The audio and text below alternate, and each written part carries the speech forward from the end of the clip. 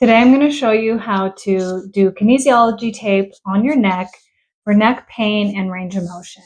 This can be related to moving your head forward in a flexion or in an extension or side to side. So first you're going to take your first piece of tape and measure it to between the shoulder blades and along that cervical 6, the C6. So here, it doesn't have to be real long because you're going to stretch it. So just make sure that it'll fit between the shoulder blades. Mark your little spot there and cut that piece off. Now I'm going to use a couple different colors just to be able to see it better. Now you're going to have 2 more strips. They're both going to be on the sides of the neck.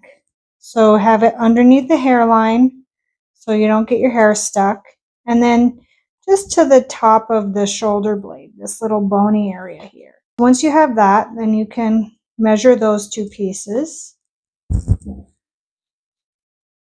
and cut them. So they all roughly end up being about similar, except the sides are going to be just a little bit longer. Once you have all your pieces, make sure you round your edges so that makes it easier that it stays on longer. Okay, your first piece that's going to go over the C6 area, you're going to tear it in the center. Bring that tape off to the side, the tape backing off to the side.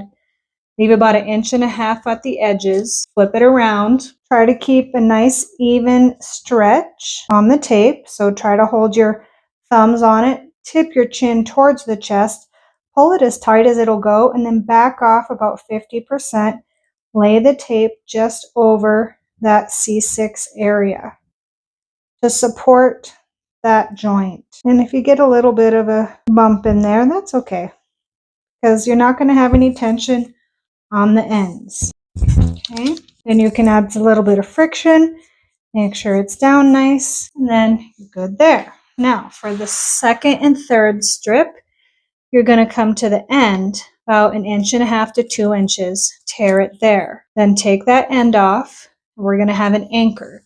So that first anchor is just going to go right at the tip of the shoulder blade underneath that first strip. Then you can release the tape from the rest of the backing from the tape. Leave a little, that's all right. What we're going to do here is going to attach that back on there a little bit, about 1 inch, so I can pull on the tape.